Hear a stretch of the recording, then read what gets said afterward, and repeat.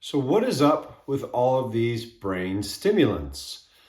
The things like Zen or these nicotine things now, they have all this different caffeine and all these energy drinks. And what's with all of this, but under the guise of brain stimulant, something to help you get more brain power throughout your day? Are we all really that brain dead in the first place that we need some extra stimulant outside of us to give us some brain power? Now, look, I'm the first one that's always trying to optimize himself, okay? I'm always trying and experimenting with different diets and different foods and different supplements and things like that to get the most out of myself.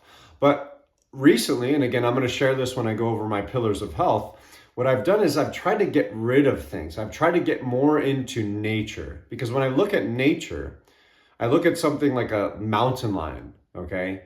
And I look at that and I go, does that thing need a brain stimulant?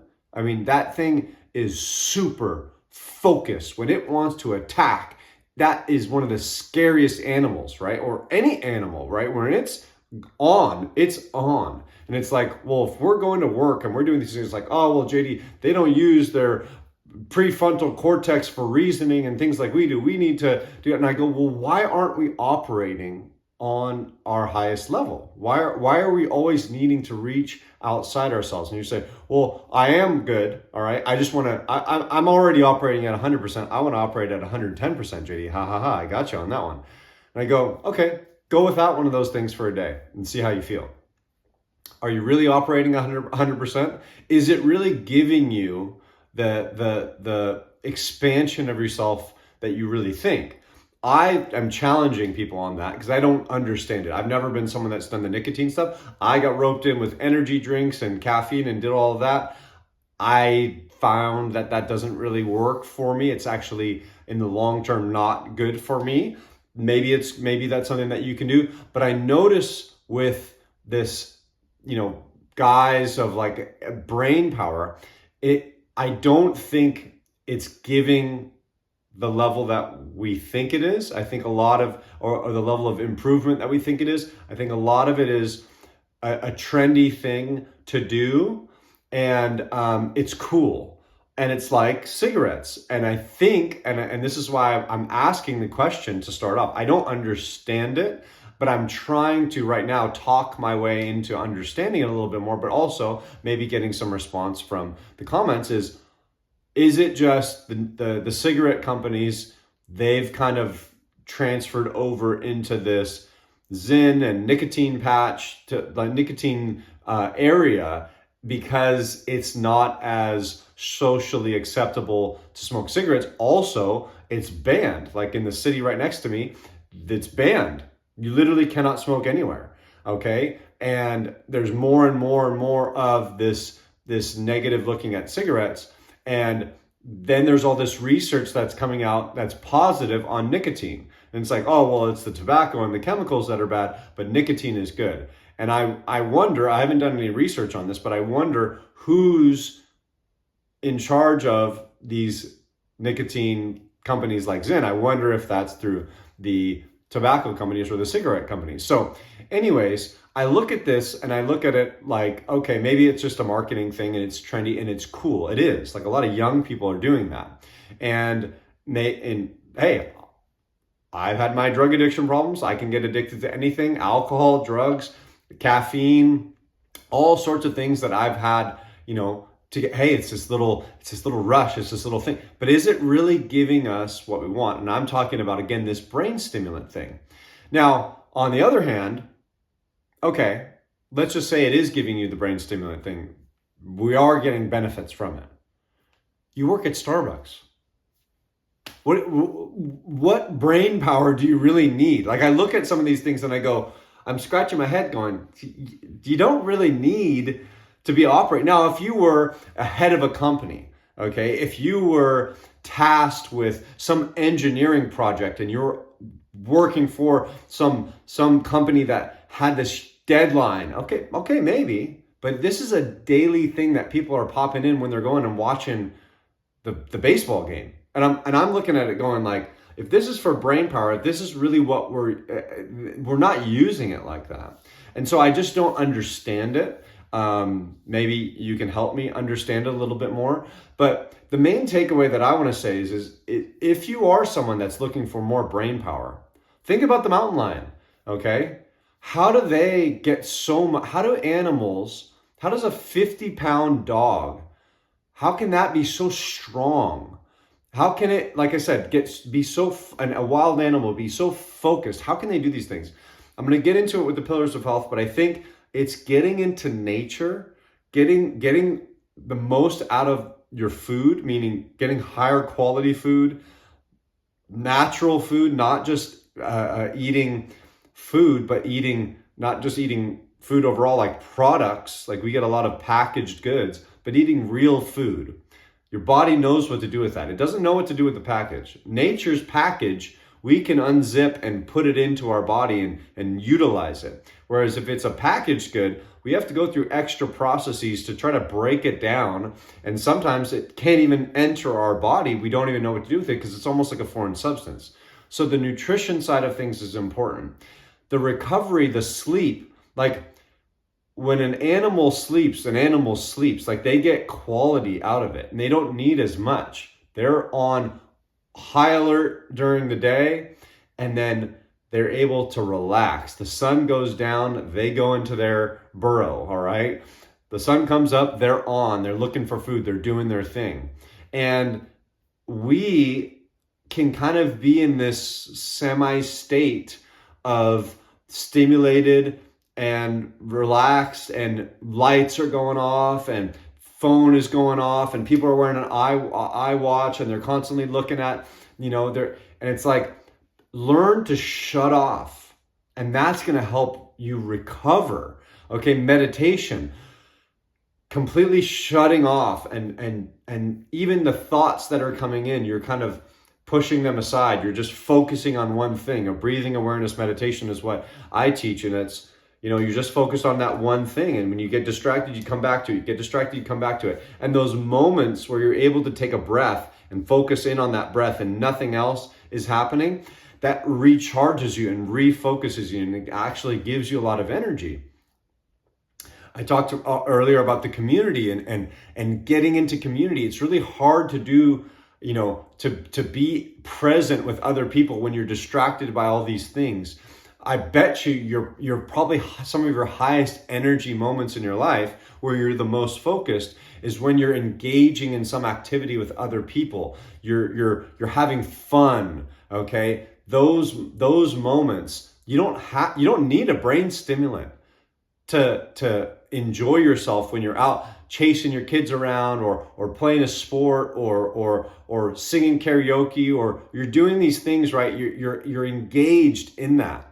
Okay, how do we get that more engagement?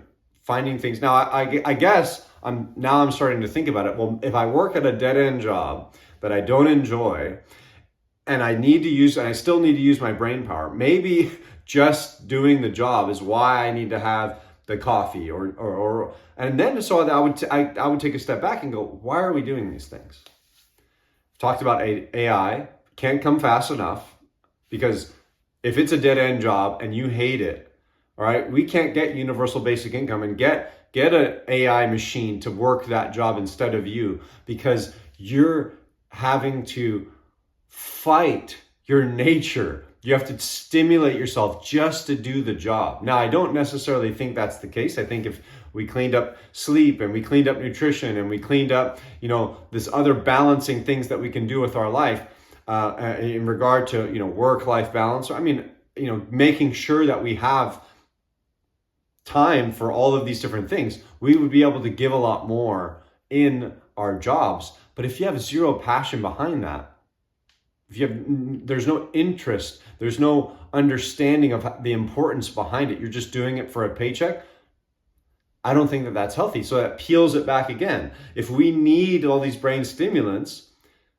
maybe your job is just, not that, you don't need a lot of brain power for it, so you probably don't need it. But let's just say you do need some brain power and you don't like, but you also don't enjoy your job. Why aren't we figuring out ways of putting you in a better better position. I was just talking to someone about school and what I would do with school. Maybe I'll make a video on this, how to change schools, but I'd get rid of, 75, 85% of the teachers, and I would replace it with just whoever the good teachers are. Everybody knows what the good teachers are, right? Oh, you got Ferguson? Oh, Ferguson sucks, man. You want Barrett for literature or whatever it is. Everybody knew the good teachers, and it wasn't necessarily the easy teachers. It was the teachers that were engaging, the teachers that were passionate, the teachers that cared, okay, that gave the best lectures. Those are the ones that you want to pay, and you pay them even more. And you have them do the lectures throughout the year, and then you put those on video. Well, the rest of the time, you're having TA sessions one-on-one, and you can pay, kids that are in college or even high school kids, you pay them to stay in the classes and help the kids with the subjects. The smart kids are just going to watch lectures and take the test. They don't even need to stay around for those. But then the other kids, they get extra help. Now, the electives, what do you do with the electives? You put kids in things that they're not going to go to Harvard. They're not even going to get to college because they can't even add and multiply, subtract, divide. They're struggle. You help them get a basic understanding, yes, and you want people to help them.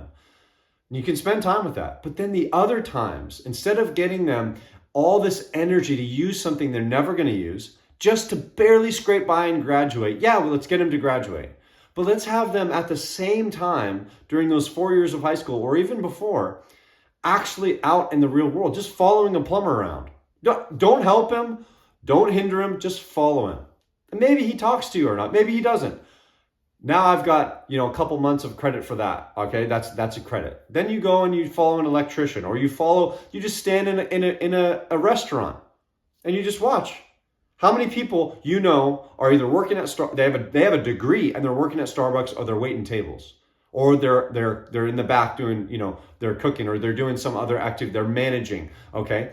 Imagine going and graduating high school with actual experience toward those things versus you have to start from square one after you graduate high school, or not graduate. I don't even have a diploma, and a lot of these people have those jobs. Why not again, what I'm saying is having more time understanding who you are. Instead of going, I just have to do this thing so that I can make money, you're going to have to do something to make money. Why not play to your strengths? If you're not a brainiac and you're not someone that has the capacity to be an engineer, why are we wasting time thinking, well, if you just work hard enough and you get the right tutors, all right, you're not. And it's not a negative thing.